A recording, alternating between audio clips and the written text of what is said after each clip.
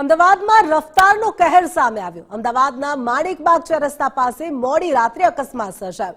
Nexon car ચાલકે કારને divider સાથે અથડાવી। અકસ્માતની ઘટનાના સીસીટીવી દ્રશ્યો પણ સામે આવે છે, જેમાં અંજલી 4 રસ્તાથી રફતાર સાથે જતી કાર આ દ્રશ્યોમાં કેદ થઈ છે। એમ ડિવિઝન ટ્રાફિક પોલીસ મથકે આ સમગ્ર મામલે પોલીસ ફરિયાદ પણ નોંધાઈ છે। ગાડીમાં દારૂની બોટલ હોવાના પુરાવા સામે આવ્યા છે। પોલીસ ફરિયાદમાં दारू अंगे कोई प्रकारनो उल्लेख नहीं कर्यो। पिता यतीन पटेले अकस्मातनी फरियाद नोंधावी छे। आ फरियादमां पुत्र पार्थ पटेल घटना स्थळे हाजर हतो। पोलीस तपासमां आरोपी फरार होવાનો पण उल्लेख करवामां આવ્યો છે। एम डिविजन पोलीसनी कामगीरी शंकाना घेरामां होय तेम क्यांक ने क्यांक लागी रह्युं छे। फरार आरोपी अने दारूनी कामगीरी सामे सवाल उठी रह्या छे।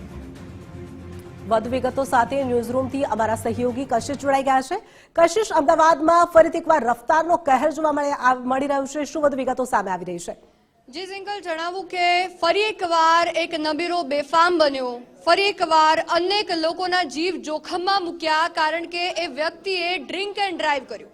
દારૂબંધીવાળા ગુજરાતમાં સૌપ્રથમ તો એ વ્યક્તિને એબ્સોલ્યુટ વોડકા મળી જાય છે, સ્વીડનની વોડકા મળી જાય છે, તે સૌથી મોટો સવાલ છે।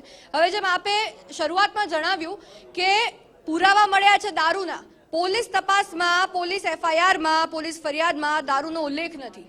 અને બીજું એમ કહેવામાં આવ્યું કે જે આરોપી છે, જેણે ગાડી હંકારી હતી, એના પિતા એમ કહી રહ્યા છે કે એ જેણે ગાડી ચલાવી એનો પુત્ર એ ઘટના સ્થળે હાજર હતો। હવે એનું રિયાલિટી ચેક હું છાતી ઠોકીને એટલે સાચું કહી શકું કે શું સાચું છે, કારણ કે જ્યારે અકસ્માત થયો એની થોડીક ક્ષણો પછી રાતના 3:30 કલાકે હું એ ઘટના સ્થળે હતી। હું ત્યાંથી પસાર થઈ રહી હતી, ઘરે જઈ રહી હતી, અને મેં ગાડીને પલટી ખાઈ ગયેલી જોઈ। હું ત્યાં ગઈ, મારી ગાડી ઊભી રાખીને ત્યાં હું ગઈ અને પૂછ્યું। ત્યાં પોલીસ વાન ઊભી હતી, પણ એમાં એક જ પોલીસ કર્મચારી હતો અને આજુબાજુ 2-4 લોકો હતા, જેમને મેં પૂછ્યું કે શું થયું અહીંયા, કેવી રીતના અકસ્માત થયો। એમણે કહ્યું કે ડ્રિંક એન્ડ ડ્રાઈવનો કેસ છે। મેં કીધું ડ્રાઈવર ક્યાં છે? એક વ્યક્તિએ એમ કહ્યું કે એને હોસ્પિટલ લઈ ગયા। પોલીસને પૂછ્યું તો પોલીસે એમ કીધું કે ફરાર થઈ ગયો। ઝિંગલ, ફરી એકવાર કહું છું, પોલીસ કર્મી જે ત્યાં ઉપસ્થિત હતો એ પોલીસ કર્મીને મેં જ્યારે પૂછ્યું કે ડ્રાઈવર ક્યાં છે, પોલીસ કર્મીએ મને એમ કહ્યું કે એ ફરાર થઈ ગયો છે। તો પછી મેં પૂછ્યું બીજા બધા પોલીસ ક્યાં છે, શું કાર્યવાહી કરી રહ્યા છો? એમણે એમ કહ્યું કે સેટેલાઇટ પોલીસમાં જાણ કરી છે। સેટેલાઇટ પોલીસમાં 2-4 પોલીસને હું ઓળખું છું, એટલે નામ સાથે મેં પૂછ્યું, આ ભાઈ આવે છે? એમણે કહ્યું એ ખબર નહીં, પણ સેટેલાઇટ પોલીસમાં જાણ કરી છે, ટ્રાફિક પોલીસ આવશે, એટલી વાત મળી। જે લોકો હતા બીજા, એમને મેં પૂછ્યું કે અકસ્માત ક્યારે સર્જાયો? 3:30 કલાકે હું ત્યાં પહોંચી હતી। એમણે મને એમ કહ્યું કે 45 મિનિટ થઈ હશે આ અકસ્માત થયે। એક જ પોલીસ કર્મી વાન સાથે ઊભો હતો, આજુબાજુ કોઈ કાર્યવાહી નથી થતી। હવે મેં એ સમયે મારા ફોનના કેમેરાથી આ દ્રશ્યો કેદ કર્યા।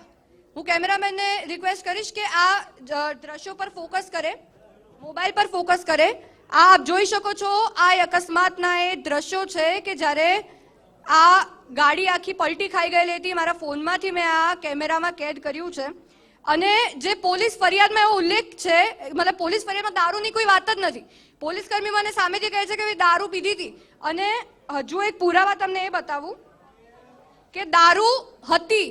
આ ફોટો હું ઝૂમ કરવા માંગીશ, આ કેમેરામેનને કહીશ કે આ ફોટો પર ઝૂમ કરે। આ દારૂની બોટલ મેં ગાડીમાંથી કેપ્ચર કરી હતી। કેમેરામેનને કહીશ કે આ ફોકસ કરે આના પર। આ દારૂની બોટલનું નામ સ્પષ્ટ દેખાય છે, એબ્સોલ્યુટ વોડકા। સ્વીડનની આ વોડકા છે। સ્વીડનની વોડકા આમાં દેખાઈ રહી છે, અને એમ કહેવામાં આવી રહ્યું છે એફઆઈઆરમાં કે દારૂનો ઉલ્લેખ જ નથી। આપ જોઈ શકો છો, અમને બ્લર કરવા પડી રહ્યા છે દ્રશ્યો, કારણ કે અમે તમને ન બતાવી શકીએ, પણ સ્પષ્ટ નામ લખ્યું છે। અને સાથે દારૂની બોટલ તો હતી જ, પરંતુ સાથોસાથ લાઇટર પણ હતું। કેમેરામાં મને લાઇટર પણ મેં કેદ કર્યું છે। એટલે ડ્રાઈવર જે પણ હશે એણે સિગરેટ પીધી હશે, એણે વોડકા પીધી હશે, અને સ્વીડનથી આવેલી વોડકા, ઇમ્પોર્ટેડ, એમાં લખ્યું છે ઇમ્પોર્ટેડ વોડકા। એટલે આપ કલ્પના કરી શકો છો કે આ કંઈક અમીર બાપની ઓલાદ છે કે જે પોતાને એવું માને છે કે મારા પિતાશ્રી એટલા રીચ હશે કે મને ક્યાંય કોઈ પ્રકારનો વાંધો નહીં આવે, હું ગમે એટલા વાગે દારૂ પીને ગાડી ચલાવીશ, પૂરપાટ ઝડપે ગાડી ચલાવીશ, મને કોઈ વાંધો નહીં આવે। એમ કહેવામાં આવી રહ્યું છે કે આરોપી ઘટના સ્થળે હતો નહીં। હું 3:30 કલાકે પહોંચી એ સમયે મને ક્યાંય કોઈ એવો ડ્રાઈવર નથી દેખાયો કે જેણે ગાડી ઠોકી હોય કે ઈજાગ્રસ્ત હોય. ત્યાં 2-4 લોકો હતા, પોલીસ કર્મચારી એક જ હતો, પોલીસ વાન ઊભી હતી, બીજું કંઈ જ ન હતું. મેં કેમેરામાં આપ દ્રશ્યો જોઈ શકો છો, મેં મોબાઈલના કેમેરામાંથી ફોટો લઈ લીધા. ટાટા નેક્સોન ગાડી હતી, એ નંબર પ્લેટના પણ ક્લિયર મેં ફોટો લીધો છે. આખી પલટી મારી ગઈ હતી ગાડી, કાચના ટુકડા બહાર હતા, બધી વસ્તુ ત્યાં વેટ વાઇપ્સ જેવું પણ કંઈક લાગી રહ્યું હતું. અને આ દારૂની બોટલ આપ જો, અહીંયા લાઇટર છે, અહીંયા દારૂની બોટલ છે, ઇમ્પોર્ટેડ દારૂ છે. એટલે વિચારી લો કે કોઈક અમીર બાપની ઓલાદ હશે જેના દ્વારા આ કૃત્ય કરવામાં આવ્યું હશે. અને પછી ત્યારબાદ જ્યારે એવું પોલીસ ફરિયાદમાં એવી જાણકારી મળે છે કે દારૂનો તો ક્યાં ઉલ્લેખ જ નથી, તો સૌથી મોટો સવાલ એ થાય કે દારૂની બોટલ શું કોઈ છુપાડી દીધી? કારણ કે 3:31 કલાકે મેં ફોટો લીધો હતો, બરાબર, અને એ સમયે દારૂની બોટલ મારી સામે હતી. એના પછી શું થયું? દારૂની બોટલ ક્યાં ગાયબ થઈ ગઈ?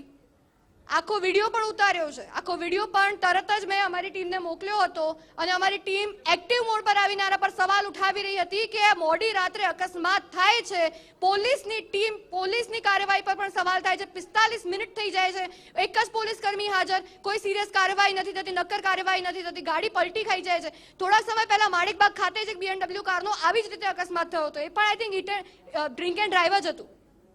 વારંવાર નબીરાઓ બેફામ બને છે, વારંવાર તેઓ એમ સમજી લે છે કે મોડી રાત્રે તો ક્યાં વાંધો આવવાનો, અમે દારૂ પીને ગાડી બેફામ હંકારીશું, અમને ક્યાં કોઈ પૂછવાનું છે, અમારા પિતાશ્રી સંભાળી લેશે.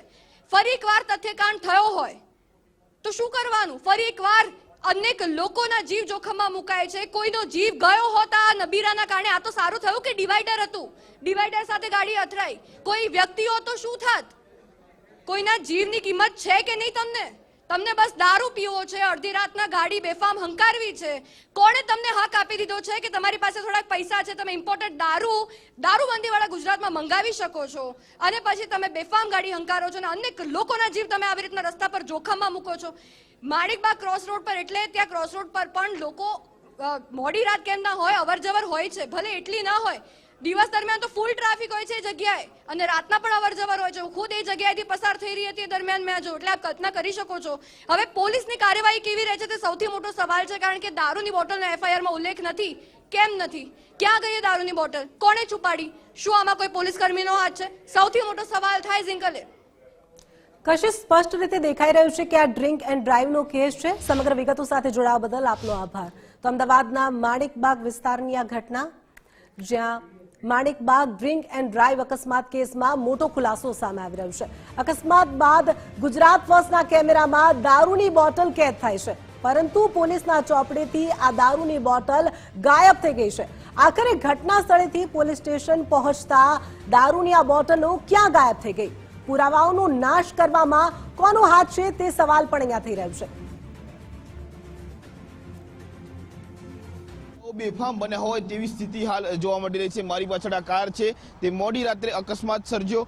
માણિકબાગ ખાતે આ કારનો અકસ્માત થયો હતો. ખાસ કરીને જો વાત કરવામાં આવે તો GJ01 WE 6908 નંબરની આ ટાટા કાર છે અને તેની અંદર જે છે તે દારૂની બોટલ પણ મળી આવી હતી. ગઈકાલ મોડી રાત્રે માણિકબાગ 4 રસ્તા નજીક અકસ્માત સર્જાયો હતો. જે પ્રમાણે આ અકસ્માત છે તે ખૂબ ગંભીર પ્રકારે ગાડીને નુકસાન થયેલું હાલ જોવા મળી રહ્યું છે. અંદરના જે દ્રશ્યો છે તેની અંદર પણ સ્પષ્ટ રૂપે ફલિત થઈ રહ્યું છે કે જે દારૂની મહેફિલ આ નબીરાઓ ગાડીની અંદર માણી રહ્યા હતા. બેફામ અને છાકટા બનેલા આ નબીરાઓના દ્વારા માણિકબાગ 4 રસ્તા નજીક બેફામ રીતે અકસ્માત સર્જવામાં આવે છે. જોકે અકસ્માતની અંદર અન્ય કોઈને ઈજા નથી થઈ, પરંતુ આ બેફામ બનેલા નબીરાઓ સામે હાલ પોલીસે પ્રાથમિક તબક્કે કાર્યવાહી શરૂ કરી છે. જોકે મહત્વની વાત એટલા માટે છે કે આ પ્રમાણેના બેફામ બનેલા નબીરાઓને અમદાવાદ શહેર પોલીસ ક્યારે અંકુશમાં લેશે તે એક સૌથી મોટો સવાલ છે. અમદાવાદની અંદર એક મહિનામાં ત્રીજી ઘટના કહી શકાય તેમાં કોઈ અતિશયોક્તિ નથી,